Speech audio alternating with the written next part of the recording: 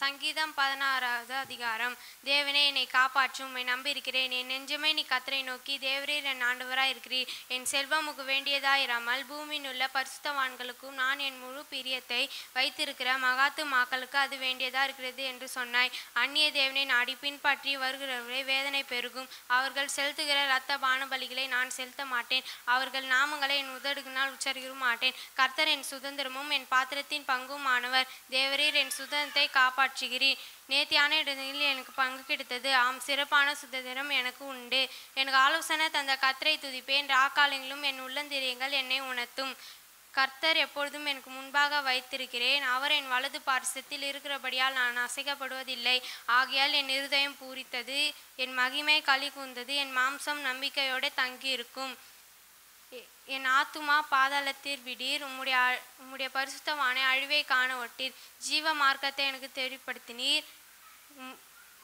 உம்முடைய சமூகத்தில் பரிபூரண ஆனந்தமும் உடைய வலது பார்சத்தில் நித்திய பேரின்பமும் உண்டு.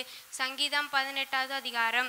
என் பெலனாகிய கர்த்தாவே, நான் உம்மில் அன்பு கூறுவேன். கர்த்தர் என் கண்மலையும் என் கோட்டையும் என் தேவனும் என் இரட்சகரும், நான் நம்பியிருக்கிற என் துருகமும் என் கேடகமும் என் இரட்சணியமும் என் உயர்ந்த அடைகளுமாய் இருக்கிறார். துதிக்கு பாத்திரராகிய கர்த்தரை நோக்கி கூப்பிட்டேன். ஆதலால் என் சத்துருக்களுக்கு நீங்களாக்கி ரட்சிக்கப்படுவேன். மரண கட்டுகள் என்னை சுற்றி கொண்டது. துர்ச்சன பிரவாகம் என்னை பயன்படுத்தினது. பாதாள கட்டுகள் என்னை சூழ்ந்து கொண்டது. மரண கண்ணிகள் என் மேல் விழுந்தது. எனக்கு உண்டான நெருக்கத்திலே கர்த்தரை நோக்கி கூப்பிட்டேன். என் தேவனை நோக்கி அபயமிட்டேன். தமது ஆலயத்திலிருந்து என் சத்தத்தை கேட்டு என் கூப்பிடுதல் அவர் சந்தியில் அவர் செவிகளில் போய் ஏறிற்று. அப்பொழுது பூமி அசைந்து அதிர்ந்தது. அவர் கோபம் கொண்டபடியால் அஸ்திபாரங்கள் பர்வதங்களில் அஸ்திபாரங்கள் குலுங்கி அசைந்தது.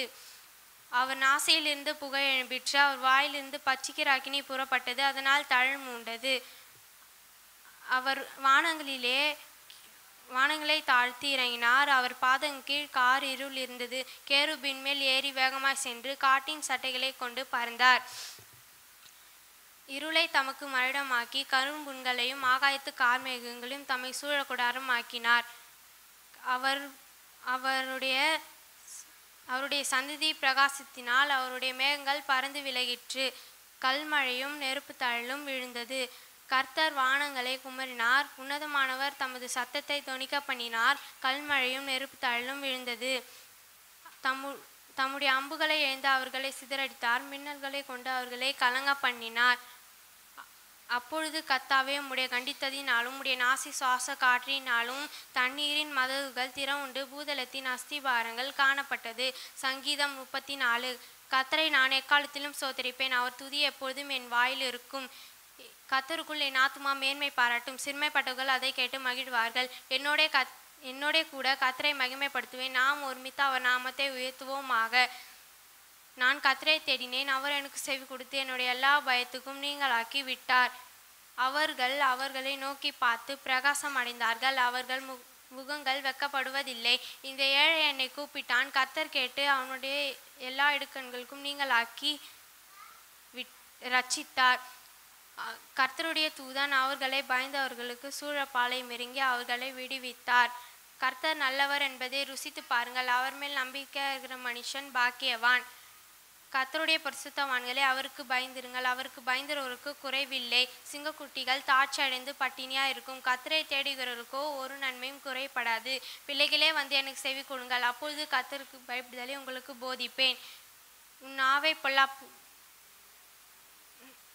நன்மை காணும்படி ஜீவனை விரும்பி நீடித்த நகலை அபேட்சிக்கிற மனுஷன் யார்? உன் நாவை பொல்லாப்புக்கும் உன் உதடுகள் கப்பட வசனிப்புக்கும் விலக்கி காத்துக்கொள்.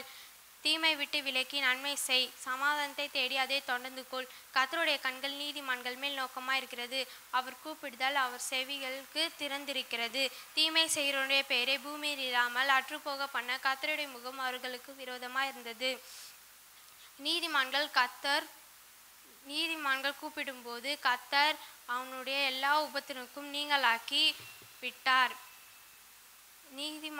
நொறுங்குண்ட இருதயம் உள்ளவரை கர்த்தர் சமீபமாக இருக்கிறார். நறுங்குண்ட ஆவி உள்ளவர்களை ரட்சிக்கிறார். நீதிமான்களுக்கு வரும் துன்பங்கள் அநேகமாக இருக்கும். கர்த்தர் அவை எல்லாவற்றிலும் நின்று அவனை விடுவித்தார்.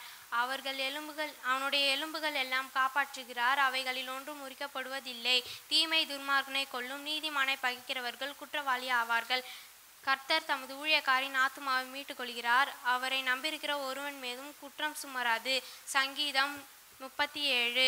பொல்லாதவரை குறித்து எரிச்சலாடாதே, நியாயம் கேடு செய்கிறவன் மேல் பொறாமை கொள்ளாதே. அவர்கள் புல்லை போல் சீக்கிரமாக அறுப்புண்டு பசும் பூண்டை போல் அவர்கள் வாடி போவார்கள்.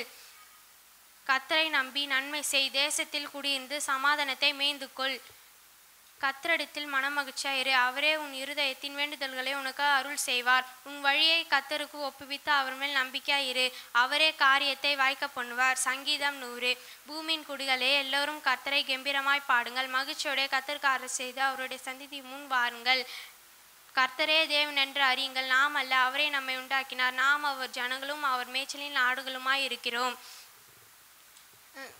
அவர் வாசல்களில் துதியோடும் அவர் பிரகாரங்களில் புகழ்ச்சியோடும் பிரவேசித்து அவரை துதித்து அவருடைய நாமத்தை ஸ்தோத்திரியுங்கள். கர்த்தர் நல்லவர், அவர் கிருபை என்றென்றைக்கும், அவருடைய உண்மை தலைமுறை தலைமுறைக்கும் உள்ளது. சங்கீதம் 102. என் கர்த்தாவே, என் விண்ணப்பத்தை கேளும், என் கூப்பிடுதல் உம்மிடத்தில் சேர்வதாக.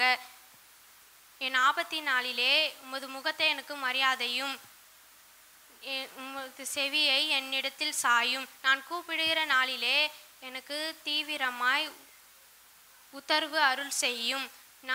என் நாட்கள் புகையைப் போல் ஒழிந்தது, என் எலும்புகள் ஒரு கொல்லியைப் போல் எரியுண்டு, என் இருதயம் புல்லை போல் வெட்டுண்டு உலர்ந்தது. நான் என் போஜனத்தை புசிக்க மறந்தேன். சங்கீதம் 107. கர்த்தரை துதிங்கள், அவர் நல்லவர், அவர் கிருபை என்றும் உள்ளது. கர்த்தரால் சத்துருவின் கைக்கு நீங்களாக்கி மீட்கப்பட்டு கிழக்கிலும் மேற்கிலும் வடக்கிலும் தெற்கிலும் தேசங்களிலும் இருந்து சேர்க்கப்படுவார்கள். அப்படி சொல்ல கடவார்கள். அவர்கள் தாபரிக்கும் ஊருக்கு போய் சேர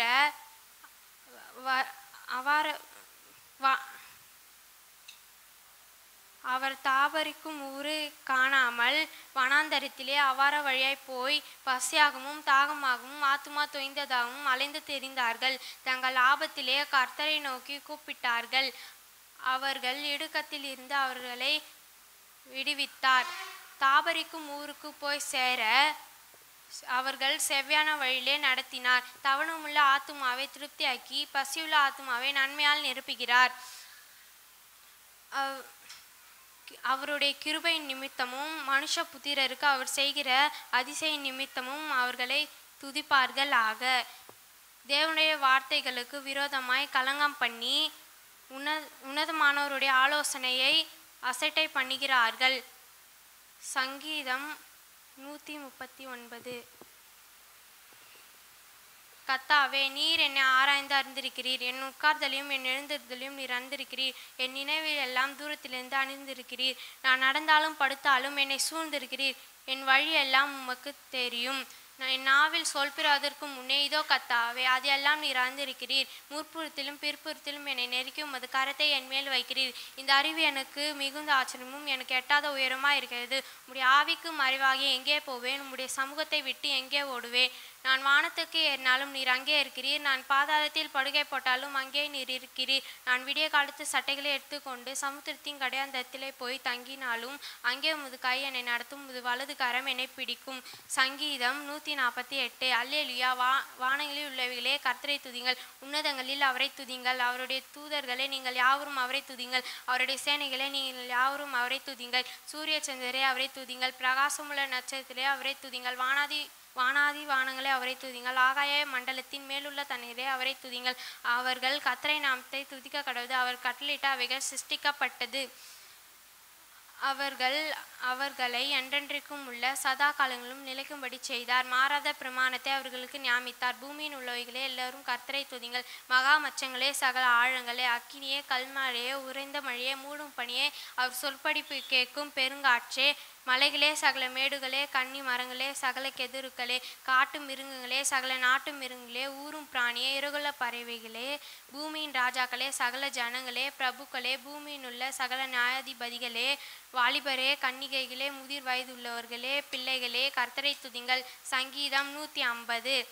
அல்லேலூயா. வானங்களில் உள்ளவைகளே அல்லேலூயா. தேவனே, அவருடைய பரிசுத்த ஸ்தலத்தில் அவரை துதிங்கள். அவருடைய வல்லமை விளங்கும் ஆகாய விரிவை பார்த்து அவரை துதிங்கள்.